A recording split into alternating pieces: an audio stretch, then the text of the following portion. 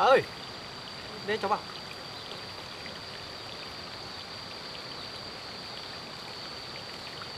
Cái mầm nhãn này lên rồi bà ạ. Cả cái mướp này hôm nọ bà ươm nữa. Đây này bà. Vâng. Cái này mấy hôm nữa là cấy được rồi đấy bà nhỉ? Vâng. Cái này khỏe lắm mọi người. Mầm nhiều lắm bà. Đây, lúc này đây mình khỏe lắm, cái này cấy thì yên tâm bà, không sợ gì đấy. Không sống đâu.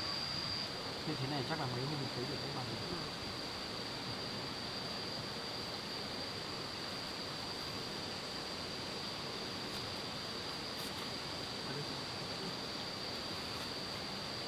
May là thời tiết nó mưa nhiều nên là nó dễ mọc đấy bà nhỉ?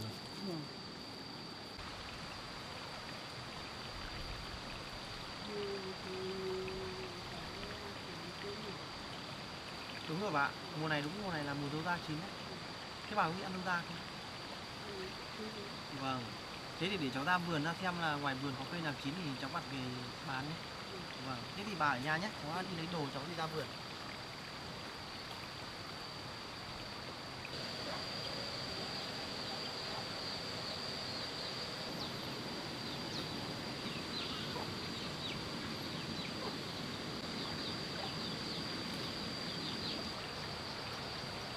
Bà ơi, cháu đi ra vườn nhé bà nhé. Vâng.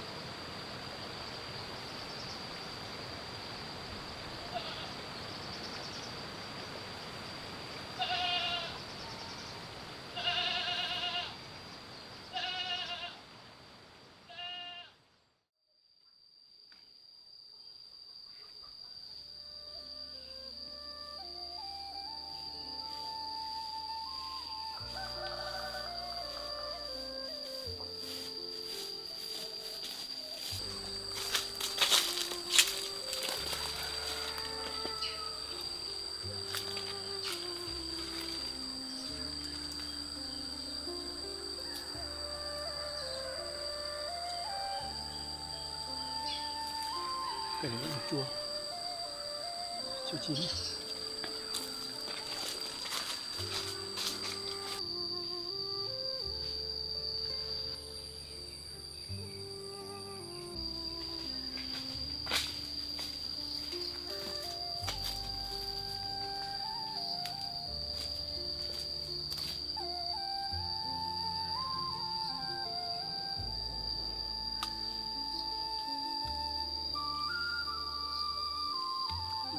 Đây, chín đi.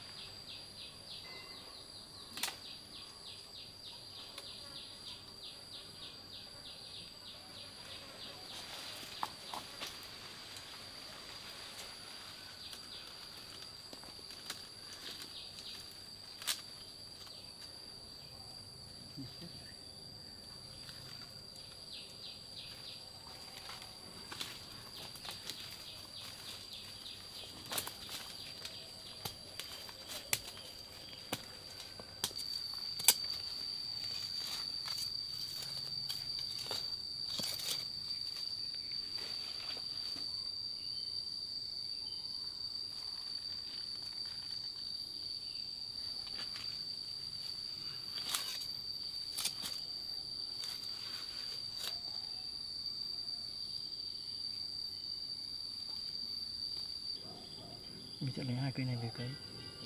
Mấy nữa mình sẽ không phải đi xa thu hoạch nữa.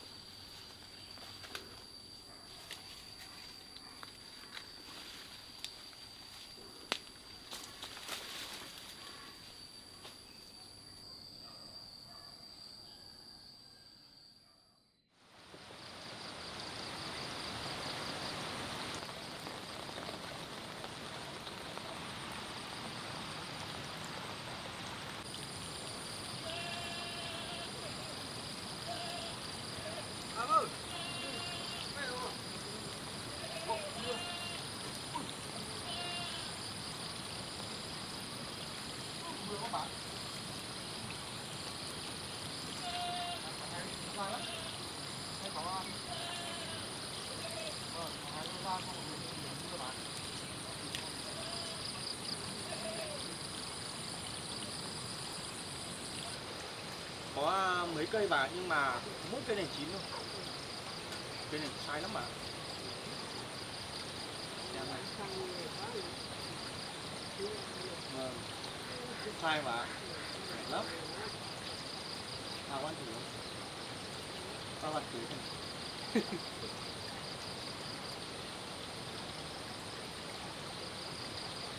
Dễ lắm bà. Cháu vừa đào cả cây con hết mang về cấy. Vâng. Bà ăn đi xem nó có ngọt không?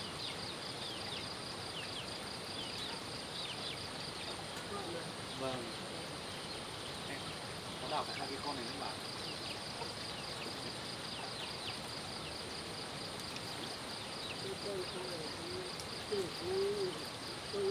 Vâng. Đi trồng ở gần nhà thì mấy lần cũng phải đi xa.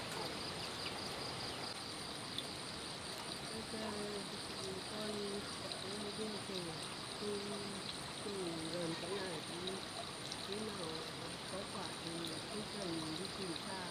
Vâng. Tươi như thế này thì cấy nó sống với bạn nhỉ? Nhưng mà cái loại dô da này thì cấy ở cái đất như thế nào thì hợp hả bà? Cấy cạnh cái chỗ cây mận kia. Vâng, cấy chỗ đấy thì mình lấy được cả bóng mát đấy bà nhỉ? Vâng, thế thì để cháu mang đi cấy. Mưa này thì cấy đi tốt. Bà đưa cho cháu. Mưa này đi tốt.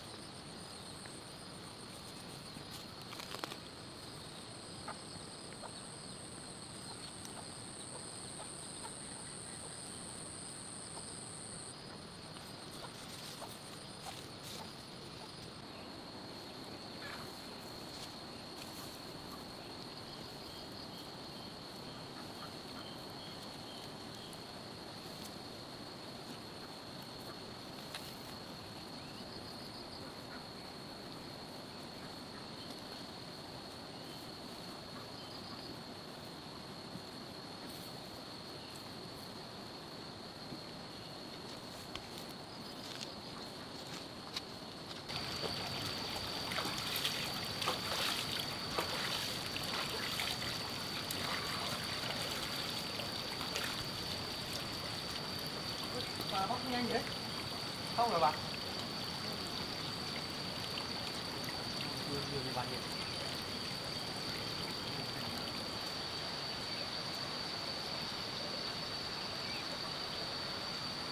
Hết rồi đấy bà nhỉ. Bà ơi, bà mang cái này đi bỏ cho để cháu làm giúp cho. Bà đủ xong là nghỉ ngơi thôi bà nhé, không phải làm gì đâu.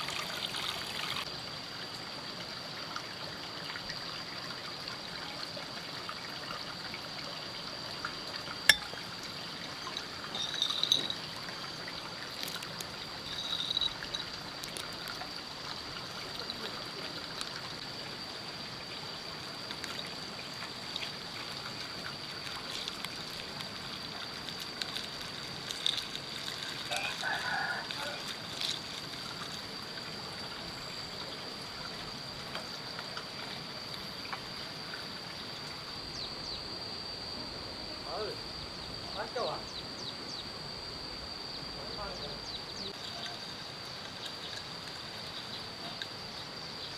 Cháu thử thăm.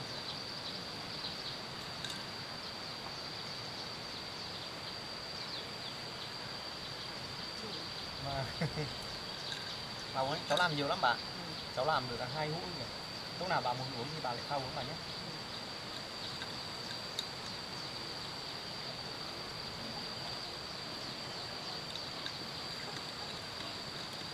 Ngọt ngọt ấm áp.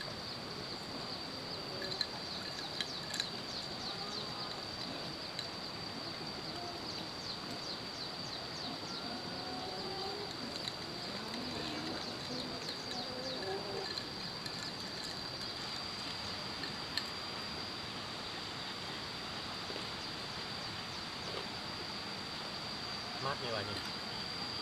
Mình khoảng làm mệt mệt mà uống một cốc nước chua chua mát như này ngon. Vâng.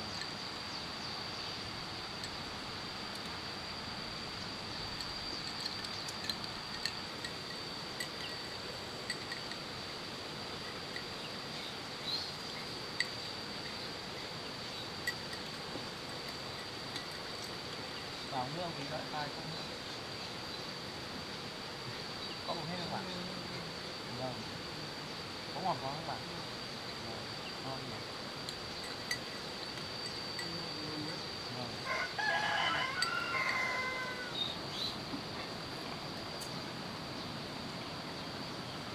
Cái này giống vít me các bạn nhỉ? Me nó chua chua này.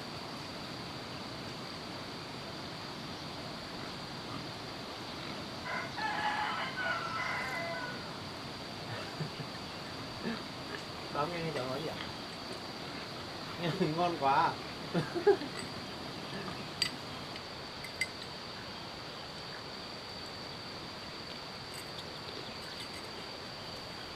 Ngon rồi. Bà ơi, cháu uống xong rồi. Trong thời tiết này nó cũng ráo rồi, cũng mưa. Chắc là cháu đi thả xuống đi cho nó ăn. Bạn cứ ngồi đây uống nước nhé. Uống hết lại lấy thả kia bà nhé, vẫn còn. Vâng, cháu đi thả xuống đi ạ.